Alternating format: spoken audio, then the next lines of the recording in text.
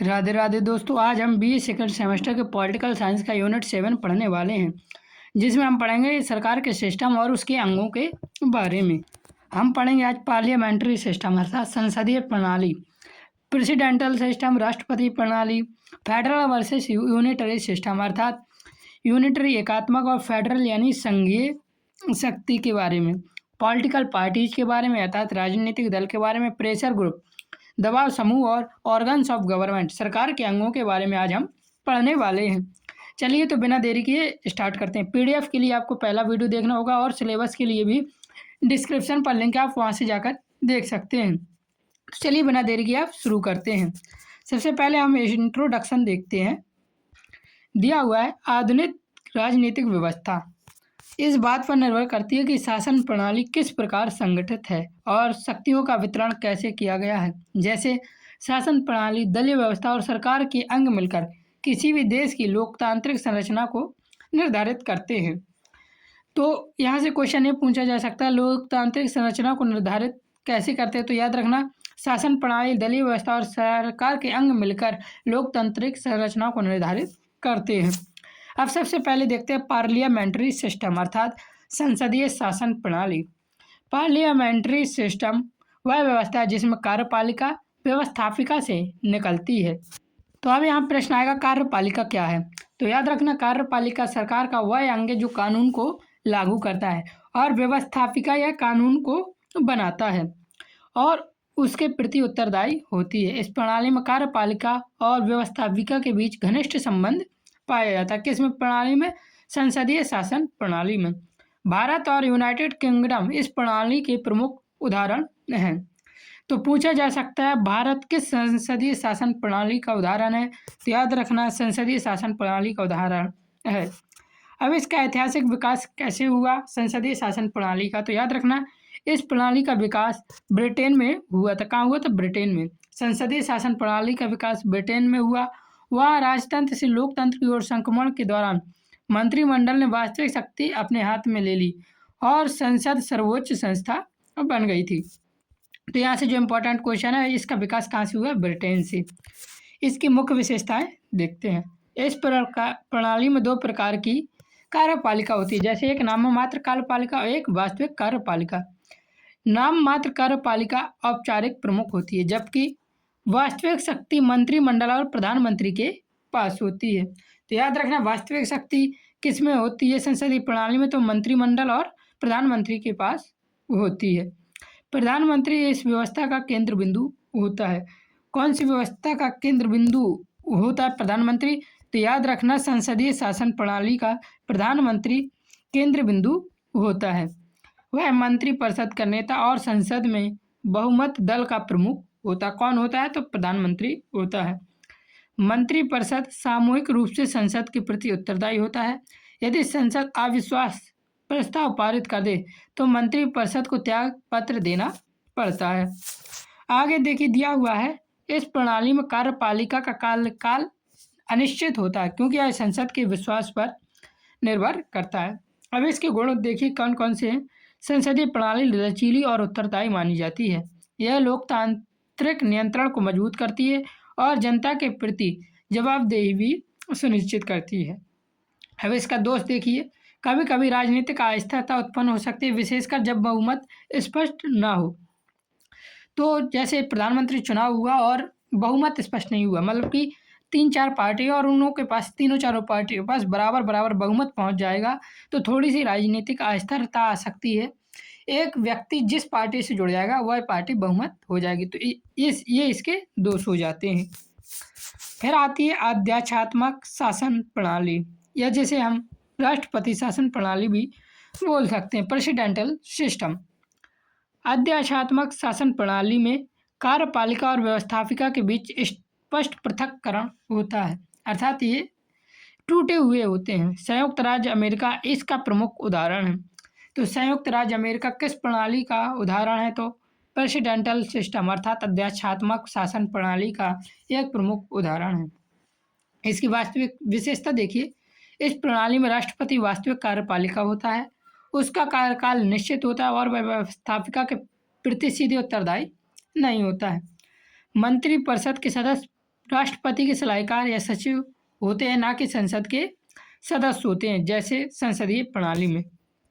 अब इसके गुण और देखिए, इस प्रणाली में स्थिरता होती है क्योंकि कार्यकाल निश्चित होता है। कार्यपालिका और व्यवस्थापिका के बीच टकराव की संभावना रहती है, यह इसका दोष है। फिर तीसरी देखिए दिया हुआ है एकात्मक शासन प्रणाली, यूनिटरी गवर्नमेंट या यूनिटरी सिस्टम भी बोल सकते हैं। एकात्मक शासन प्रणाली में सारी शक्ति केंद्र सरकार में निहित होती है। स्थानीय सरकार अपनी शक्ति केंद्र से प्राप्त करती है। यह प्रणाली छोटे और एकरूप देशों के लिए उपयुक्त मानी जाती है। तो एकात्मक शासन प्रणाली में ऐसा नहीं होता कि शक्तियाँ अलग अलग जगह बटी हों। यह सारी शक्ति इस केंद्र सरकार पर होती है।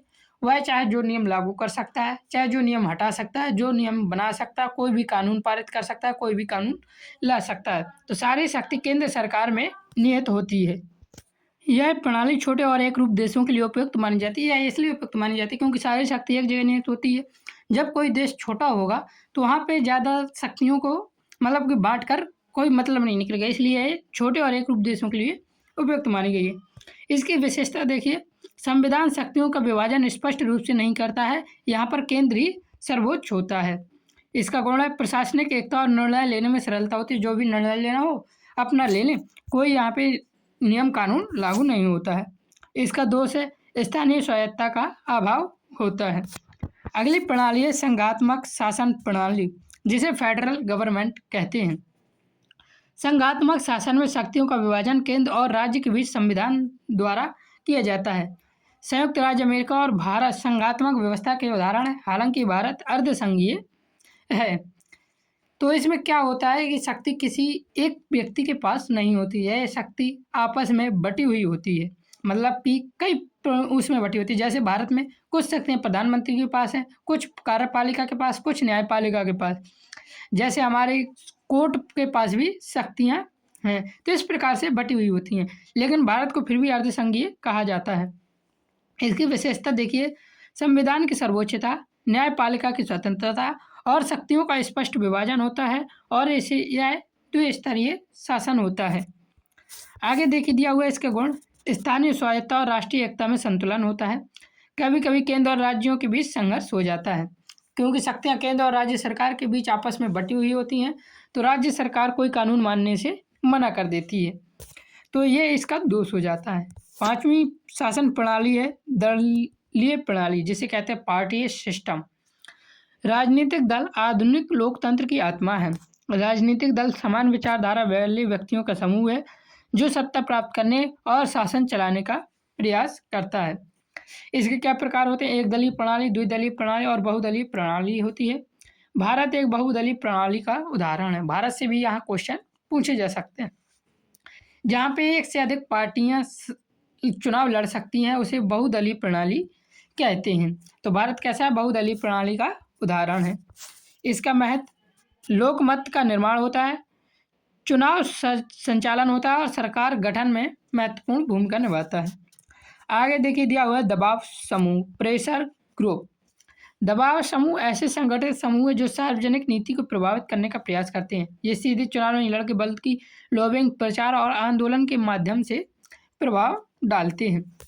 अब यहाँ देखिए सातवां हम देखेंगे ऑर्गन्स ऑफ गवर्नमेंट, सरकार के अंग। सरकार के 3 अंग हैं, विधायिका, कार्यपालिका और न्यायपालिका। विधायिका कानून निर्माण की संस्था है। यह क्या करती है? कानून का निर्माण करती है। जैसे भारत में संसद कानून का निर्माण करती है और अमेरिका में कांग्रेस नामक विधायिका है। कार्यपालिका का कार्य होता है कानून जो बन गए हैं उन कानूनों को लागू करना, और कार्यपालिका ही प्रशासन चलाती है। फिर बात आती है न्यायपालिका की। न्यायपालिका अर्थात कोर्ट संविधान की रक्षा करता है और कानूनों की व्याख्या करता है। यह सुनिश्चित करता है कि अन्य अंग संविधान के अनुसार कार्य करें। तो ये न्यायपालिका का काम होता है। यदि कोई सरकार संविधान के अनुसार काम नहीं करेगा तो न्यायपालिका उसे दंड भी दे सकती है। इसका आप देख लीजिए, कंक्लूजन देख लीजिए। एमसीक्यू के लिए आपके लिए 5 से 7 एमसीक्यू मैं कमेंट बॉक्स में पिन कर दूंगा। आप उनके आंसर कमेंट बॉक्स में ज़रूर बताएं ताकि आपको पता चल सके आपने इस वीडियो से कितना सीखा और आपको कितना समझ आया। शासन प्रणाली, दलीय व्यवस्था और सरकार के अंग मिलकर लोकतांत्रिक संरचना को आकार देते हैं। संसदीय प्रणाली उत्तरदायित्व पर आधारित है। अध्यक्षता प्रणाली स्थिरता पर, एकात्मक प्रणाली केंद्रीकरण और संघात्मक प्रणाली संतुलन पर आधारित है। राजनीतिक दल और दबाव समूह लोकतंत्र को सक्रिय बनाए रखते हैं, जबकि विधायिका, कार्यपालिका और न्यायपालिका शक्तियों के संतुलन को सुनिश्चित करते हैं। तो इस प्रकार आपका आज यूनिट 7 भी खत्म हो गया है। चैनल पर नए हैं तो सब्सक्राइब जरूर कर देना। वीडियो पसंद आया और हर चीज़ समझ आई है तो लाइक भी जरूर करना। PDF के लिए आप वीडियो देख सकते हैं, लिंक डिस्क्रिप्शन पर मिल जाएगा। जय हिंद, जय भारत, राधे राधे।